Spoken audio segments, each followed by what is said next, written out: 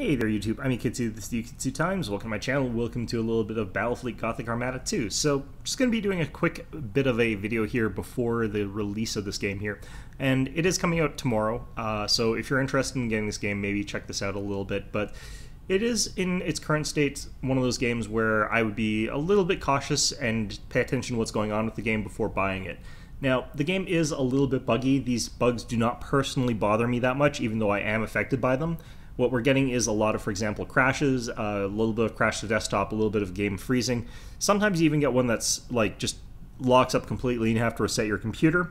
Again, these sort of things don't bother me, but if they are the sort of thing that bothers you, and I can imagine this would bother a lot of people, that is going to be something that you're going to want to consider, especially because I don't think that the people who made this game are likely to patch those elements out of the game. The original Battlefleet Gothic had a lot of crashing problems as well, and they never got around fixing them completely. And I think that they never really even came close to fixing that completely. So it's going to depend on you as a person. If this sort of thing bothers you, definitely do not pick up this game, because that's one of those things where until it's definitely cleared up and definitely fixed, going to be an issue. Next up, they've got the campaign here. The campaign, as far as I'm aware, is going to be a fairly expansive experience. I haven't really gotten into the campaign personally, since I'm not a huge fan of their campaigns. As much as I thought the last one was actually quite good, I was much more interested in the multiplayer, because that feels much more real to the Battlefleet Gothic experience there. It's more similar to the way the tabletop plays. So let's get into the battle sort of thing here.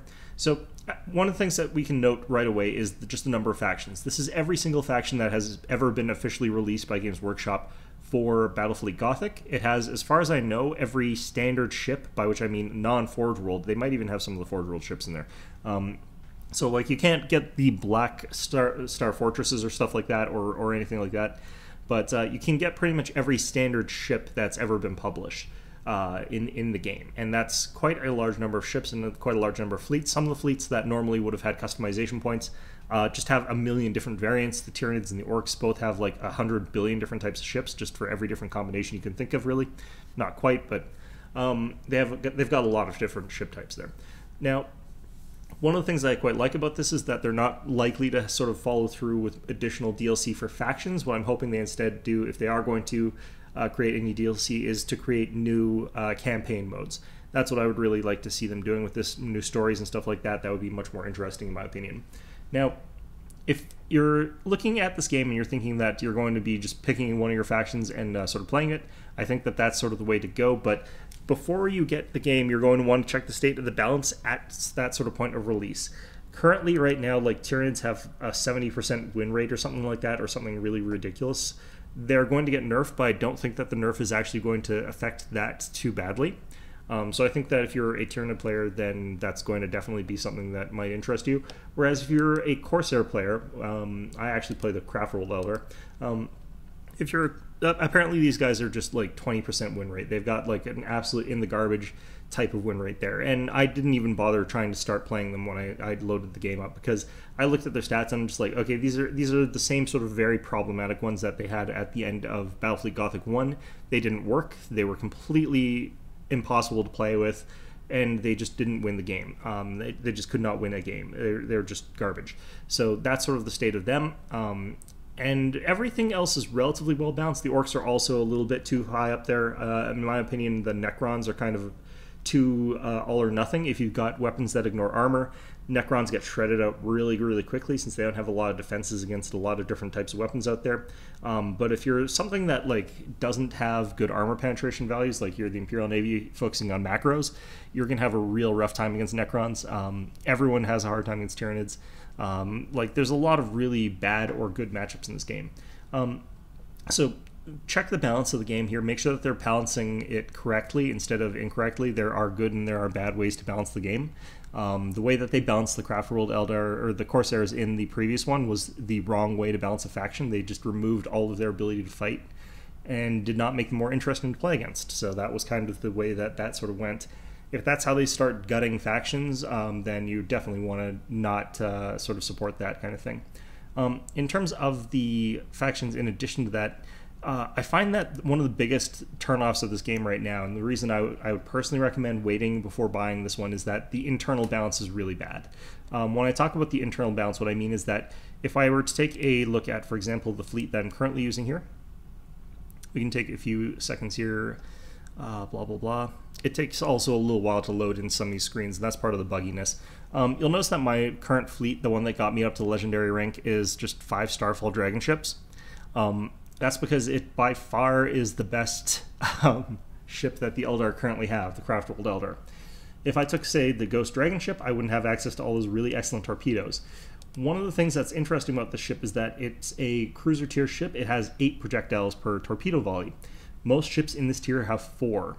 If you're in the battlecruiser, you'll probably have 6. Sometimes cruisers have 6 as well. But 8 torpedoes is like battleship with torpedoes kind of level volley. And you're getting that for 228 points. Yeah, the number of hit points, the shields, all that other stuff on this ship is not fantastic. But that's still really, really good torpedo volley. By contrast, the Ghost Dragon ship, which costs like 70 points more, just has 2 launch bays. 2 launch bays is completely standard for this tier of ship. So definitely the Starfall Dragon ship beats out the Ghost Dragon ship. Why do I take the Starfall Dragon ship instead of the Prismatic? Well, the reason that you will take the Starfall is that you have twice as many torpedoes. So if you're looking for a price per torpedo, the Starfall Dragon ship costs like 56 points more, but gets twice as many torpedoes. That's like ridiculous value. And also the last cannon artillery on the Prismatic does a lot less damage than the damage on the Dragon ship. So just the only reason that you would take the Prismatic Wraith ships is that they provide you with a little bit more hit points. So like you could afford kind of more of these guys, but like 800 compared to 1,200, even there you're looking at not a great sort of trade-off. So if you sort of go down the line, you can find reasons to take this ship over every other ship in every situation, in every sort of matchup, and that's kind of the problem here. I think that what they wanted to do is give every fleet a real identity here. So the reason that the Ghost Dragon ship isn't really an amazing carrier is because they don't want the Craftworld Eldar to be a carrier-focused fleet. I think that's sort of what they're going for there. Similar to the Ghost Wraith ship there, it's only got 1 launch bay. That's really, really quite bad for a 206-point ship. So, like, I think that that's what they're aiming for. I think they were just trying to make it so that if you were playing as the Craftworld Eldar, you had really, really amazing torpedoes and just did not really have that great carriers. Same with Phoenix ship, 2 carrier bay for a battlecruiser tier ship there, and then just got really, really dispersed weapons that are not that good. All of this put together, it's just really not a fantastic ship. So you're going to see a lot of situations like this here. We can go back, look at another fleet. It's kind of the same thing with, say, the Necrons. I don't really play them very often, by which I mean I've only played them against the AI like twice or something like that with pre-made fleets. I can't remember which one it is that you see all the time. I think it's like this kind of fleet setup is what you see a lot. So you get like 3 Scythe Reapers, I'm pretty sure is the one that you get there. It's got the Star Pulse Wave there. Basically capable of just hopping into the middle of like ships and just blowing everything up there. It's also got some fighter squadrons for point defense there. I think this is the fleet that I keep seeing there, and it's got like a Dirge or a Jackal or something like that. I don't really know, and I don't really care all that much really which of those they've got there. But this is kind of a fleet that you see a lot, and it's just because these sort of ships are really, really efficient there. The 6 Lightning Arc turret there just seems to be really quite powerful. 100% accuracy, it's got good damage and stuff like that. Doesn't actually penetrate armor like you would expect it from a Lance-type weapon. This is the Lance-type weapon over here, the Gauss Particle Whip. By contrast, you got the Scythe Harvester here, which relies on these Lightning Arc battery weapons there. Still also 100% accuracy as well in this thing. It just doesn't have as good of a arc of fire there. So yeah, I'm not entirely sure, but I'm pretty damn sure it's like 3 Scythe Reapers that I typically see as the standard for Necrons. I think that might not necessarily be the like meta fleet once things settle down, but I get the feeling like the fact that they can do the Doom Scythe Harvest transfer might be something that helps them a ton. I don't know for sure though. We'll have to find out, I guess, later on.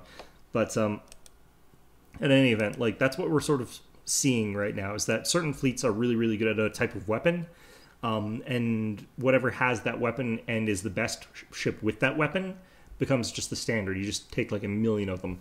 and that's kind of the way that the game plays. I kind of don't like that. I kind of wish that there was better internal consistency in terms of the balance there. Like, there should be just as much reason for me to like mix in a couple carriers as opposed to going all in on carriers with my my Eldar fleet there. Excuse me. So I think that that's going to really impact how long you can play this game before you get tired of it. Anyway, let's just pop into a game here. I'm going to pick stuff that you can start off with. This is the current leveling system. This is what you're allowed to sort of level through in terms of abilities. You no longer level individual ships to full. This is where a lot of the personality of the game got stripped out of Battlefleet Gothic 1. It plays much more standard. It plays much more just focused around a small number of abilities that you can pick through instead of a huge number of abilities that you could sort of customize every individual ship with. And I'm kind of okay with that. Like, I thought that that was a good system. It added a lot of fun and a lot of sort of layers of interest. But once you got your fleet capped out there, it left a lot less for you to do. Whereas this one is more about the base gameplay, as opposed to getting your fleet up to cap level and being able to sort of dominate players that don't have cap level. And in addition, it's a little bit better internally balanced. Like, a level 1 player is not completely screwed against a high level player. Although there are exceptions to that. If you're playing as, for example, the Imperial Navy, and you've gone for a macro heavy build, you don't have armor-piercing macros for whatever reason, and you find yourselves up against, say, Necrons, you're completely screwed. Like, there's nothing you're going to be able to really do to damage their ships because they've got the 87% armor. Same with if you're up against the Adeptus Astartes, you're going to be pounding on them for, like, years before you finally crack all that armor. Anyway, we're going to go ahead and get ourselves into a game. I'm going to try and focus on the game quite a bit there, so if I'm quiet for big chunks of this, that's going to just be the way that it has to be. One of the reasons is that the game takes a lot more micromanagement than the previous one. The reason for that is they've turned off a lot of the automatic management of abilities, so you actually have to do the micro yourself. And I don't necessarily like that, because I thought that the previous automated system rewarded players who could do all the systems with actual personal effort, whereas if you didn't want to put in all of that APM, then you weren't completely screwed. All right, we're finding ourselves up against Space Marines. Now, Space Marines work by primarily boarding enemy ships there. There's 3 health bars to every ship, and different fleets sort of go for different types of health bars. So Space Marines very, very good at boarding, very good at decrewing ships there, so they're going to be going after your crew. The other health bar is morale. Things like Necrons are very, very good at taking out your morale. Things like the... what are they called? The Adeptus Mechanicus are also very good at taking out morale, because the Nova Cannons are very good for taking out morale. So there's a couple different ways that you can take out ships. The fleet that I'm playing as goes for hit points, the standard health bar. Very, very, very powerful torpedo volleys are good for taking out that. Whereas something like, say, the Orcs, Necrons, those are also built around taking out people's other stuff there. So lots of different sort of abilities here you can see. Actually, I'm going to go with Brace for Impact here. Lots of different abilities that you can sort of have set up here. You have to sort of use them all individually, and you'll notice the little counters beneath each of these. That's because, unlike in the previous one, you can no longer just spam abilities. They've got limits to how many times you can use them. The all-ahead full and like falls maneuver and other maneuverability things, those can be used an unlimited number of times. They've got like the cooldown, or they've got the gauge, depending on which of those you're using, as per the previous. But yeah, they do have limited uses for things like torpedoes. They've got limited uses for fighters. Carrier fleets, dedicated carrier fleets, are actually still very, very potent, because if they get the bomber back, like if the bomber makes it back to the ship, then it comes back to you. You get to use it again. So what we're going to be doing in this particular matchup here is really focus on getting kind of those torpedo volleys. The reason, of course, being that, well, our ships, if they get those torpedo volleys, deal massive amounts of damage. Each of these ships is tied for like battleships with the highest levels of torpedo volleys in the game. So yeah, they deal a ton of damage even through armor. Like, armor does nothing to stop torpedoes in this game, or shields rather, and armor, shields and armor. So they just go through. You have to use point defense, and literally no one uses point defense against Eldar for some reason. It's just like, oh yeah, I could deploy fighter screens and like basically completely negate your friggin' entire fighter wave. But I think what I'm gonna, or bomber wave, I'm just gonna instead like just eat your torpedoes. You know, I think I just want a knuckle. I think I just want a goddamn knuckle sandwich. I think that's what I'm going for here. I find a lot of the controls in this to be quite janky, actually. I don't really necessarily like them by default, but I do also find I've been getting quite used to them quite quickly. So we'll have to see how this, what these guys are doing. Now, I know that there is a flanker ship here that's on the side here. It's probably either a light corvette or it's more likely even a fighter, or an escort rather, just because I know that he's got this cap up here.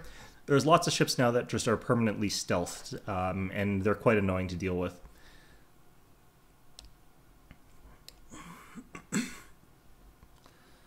I could try to boost after these guys, but I think that would be risky. I bet that auger probe's coming from that cloud there. Yep. Okay, what I'm going to do is actually play for points here.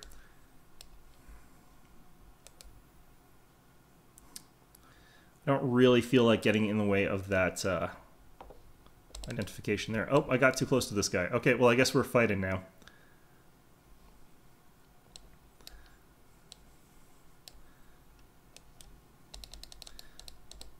All right, so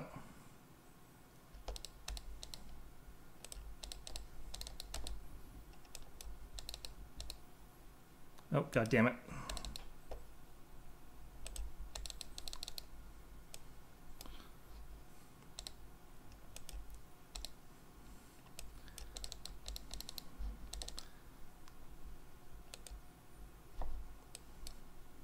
Oh, geez. All right. One of the problems with the Eldar is that they still require kind of good control, and I don't have that. All right, let's just do this here. I think some of these torpedoes are not technically hitting. All right, so you can see that some of my ships here are doing pretty poorly. Let's use call to arms wherever I can. Just gain back some of those troops that I'm getting lost here. And I just want to boost out with whatever is capable of boosting right now. Alright, so let's start popping these abilities here. Disruption bomb as well.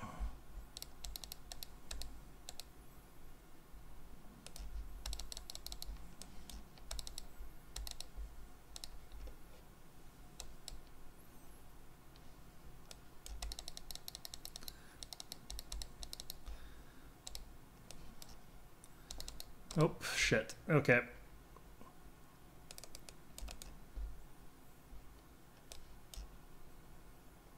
Alright, well that's not too bad actually. Okay.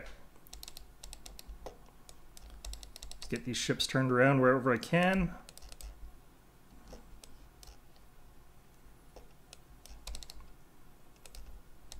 Get those torpedoes out there. Oh, shit.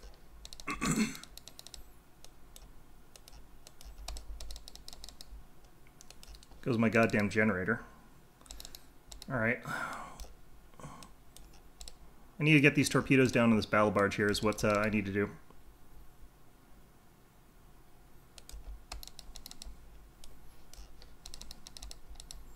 Alright.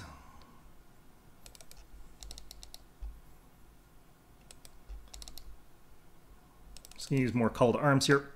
Again, what we're worried about is actually being decrewed rather than repairs, but looks like some of my ships could actually do with some repairs. Oof. So this ship is about to get completely decrewed. If that happens, what I have to do is actually lightning strike my own ship there, which is always a pain, but not actually too concerned about that right now. Let's just fire that. This ship over here, just going to also do this. Firing torpedoes from the front is never actually that great, but there we go, battle barge down.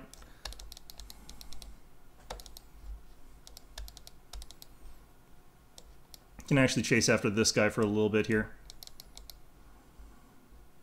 So I'm saving all my lightning strikes for actually repairing my own ships rather than dealing with my opponent's ships.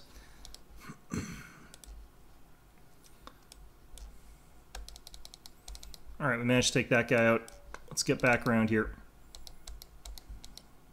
I think I'm bumping into my own ships here a lot, but...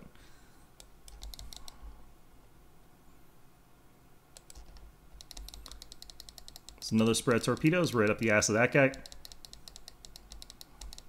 And like I said, torpedoes is like the thing that these guys do. As you can see, that ship's been decrewed. This is why I've been saving my lightning strikes. You can use lightning strikes to recrew your ships. Call to arms here again. I can actually set these ships to runic targeting just because that's going to be a little bit more useful right now. He added a spare ship, actually. Oh, that's just a little escort. That's not really that important.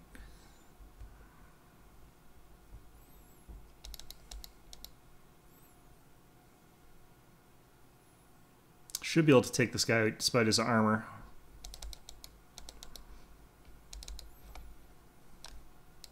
I think I'm just ramming into my own ships again. No, it's fine. Alright.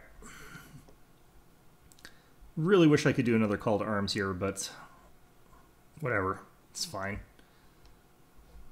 God damn it.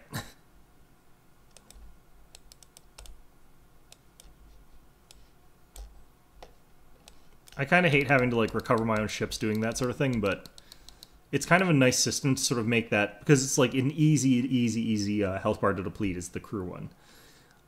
Without the ability to recrew your ships like that, like, it would just be a broken system. It's pretty bad already, honestly, but... Anyway, that's a match of the Eldar.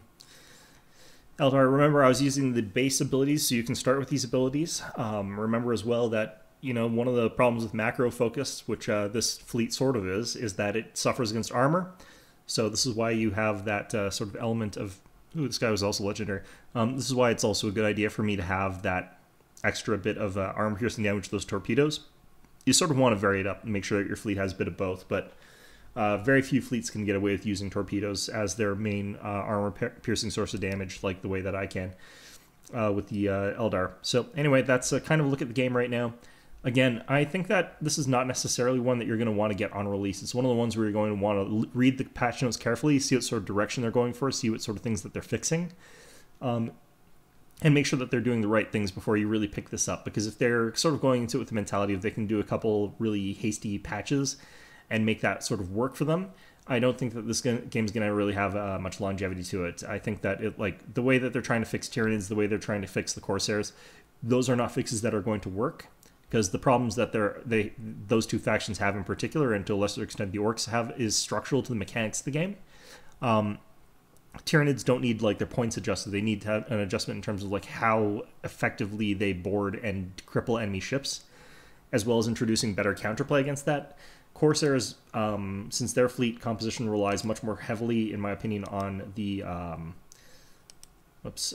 on star cannons in the current way of things, and they should be relying more heavily on the pulsars. Just the way that pulsars purely work, the fact that pulsars are as crappy as they actually are, really hampers them as a faction here. Like, they could try and go with the torpedo pulsar cannon here, but right now I think that really, if you fix the pulsars, you're going to do a lot to make it so that these guys are functional at the very, very least there. So anyway, that is my look at Battlefleet Gothic Armada for the time being. Hope you found this episode enjoyable, and of course, as always, hope to see you guys all next time.